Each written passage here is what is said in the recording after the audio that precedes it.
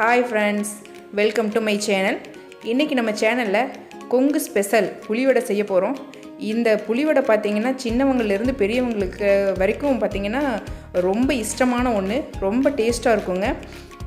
இந்த புளிவடை எப்படி செய்யணும்னு பார்க்கிறதுக்கு முன்னாடி நீங்க இன்னும் இந்த சேனலை சப்ஸ்கிரைப் பண்ணலனா சப்ஸ்கிரைப் பண்ணிடுங்க. அதோட பெல் ஐகானையும் கிளிக் பண்ணிடுங்க. வாங்க இப்போ இந்த புளிவடை எப்படி செய்யலாம்ங்கறத பார்க்கலாம். இப்போ அதுக்கு வந்துட்டு நான் இட்லி அரிசி எடுத்துர்க்கேன் 1 கிளாஸ். இது பாத்தீங்கன்னா ஒரு 250 grams. அப்புறம் கொஞ்சம் கடலைப்பருப்பு, இது ஒரு 10 gram இருக்கும். இத ரெண்டத்தையும் சேர்த்துட்டு ஒரு 3 மணி நேரம் ஊற வெச்சுக்க போறோம். நல்லா க்ளீன் பண்ணிட்டு ஊற வெச்சுக்கலாம்.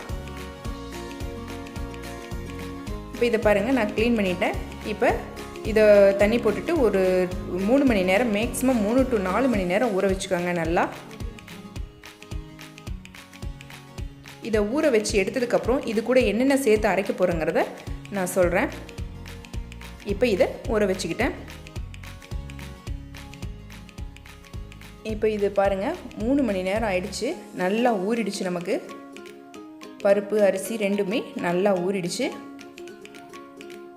இப்போ இது கூட என்ன நம்ம சேர்த்துக்க போறோம் அப்படினா ஒரு 4 காஞ்ச மிளகாய் எடுத்துர்க்கேன் பாருங்க. அதோட 1 கப் தேங்காய் துருவி வச்சிருக்கேன். கொஞ்சம் கறிவேப்பிலை, கொஞ்சம் புளி, ஒரு எலுமிச்சம்பழ அளவு, கொஞ்சம் சீரகம், தேவையான அளவு உப்பு. இவ்வளவுதாங்க நம்ம இதல சேர்த்துக்க போறோம். இப்போ இத வந்துட்டு ஒரு மிக்ஸி ஜார்ல போட்டுட்டு ஒரு அளவுக்கு அரைச்சிட்டு அப்புறமா அதுல நம்ம அரிசி கூட போட்டு கிரைண்டர்ல அரைச்சு எடுத்துக்க போறோம்.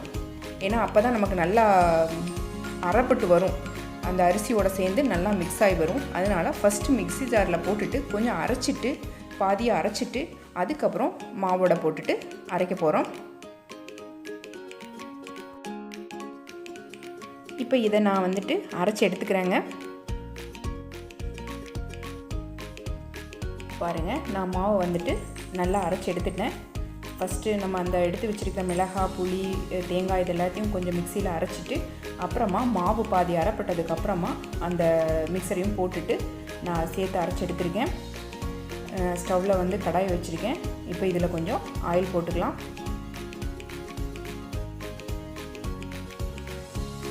இது பாத்தீங்கன்னா புளிப்பு, உப்பு, காரம்ட்டு எதுமே தொட்டுக்க தேவையில்லைங்க.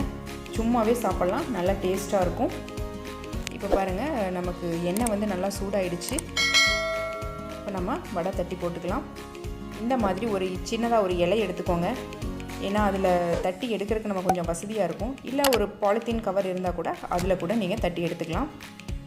இப்போ இத வந்து ஒரு சின்ன சின்ன உருண்டைகளா பிடிச்சிட்டு அதுல வெச்சிட்டு இந்த மாதிரி தட்டி எடுத்துக்கோங்க வடை மாதிரி. ரொம்ப மெல்லிசாவும் இல்லாம ரொம்ப தடிமனாவும் இல்லாம ஒரு மீடியமா தட்டி எடுத்துக்கோங்க. இப்போ இத எண்ணெயில போட்டு பொரிச்சுக்கலாம். நல்லா உப்பி வருங்க பூரி மாதிரி. பாருங்க எப்படி உப்பி வருது பாருங்க. நல்லா உப்பி வந்துருச்சுல. ரெடி ஆயிடுச்சு, எடுத்துறலாம். அடுத்த வடையும் போட்டுட்டேன் நானு.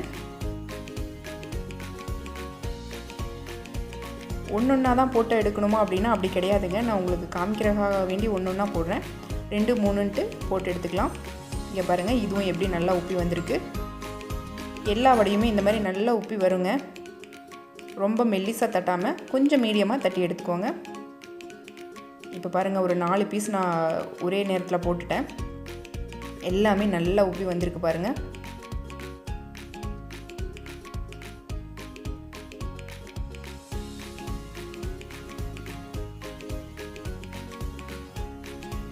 இப்போ இதுவும் நல்லா ஃப்ரை ஆயிடுச்சு, எடுத்துறலாம்.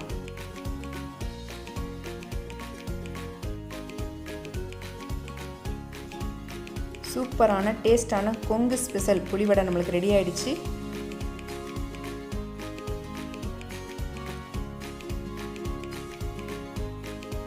பாருங்க பார்க்கறதுக்கே சூப்பரா இருக்குல்ல. நல்லா உப்பி உப்பி வந்திருக்கு பூரி மாதிரி. நல்லா டேஸ்டாவும் இருக்குங்க. நான் எல்லாத்தையும் செஞ்சு எடுத்துக்கிட்டேன். கொங்கு ஸ்பெஷல் புளிவடை நமக்கு ரெடி ஆயிடுச்சு. நீங்களும் இத உங்க வீட்ல செஞ்சு பார்த்துட்டு எப்படி வந்ததுன்னு மறக்காம கமெண்ட் பண்ணுங்க. லைக் பண்ணுங்க, ஷேர் பண்ணுங்க. மறக்காம இந்த சேனலை சப்ஸ்கிரைப் பண்ணிடுங்க. அதோட பெல் ஐகானையும் கிளிக் பண்ணிடுங்க. Thank you.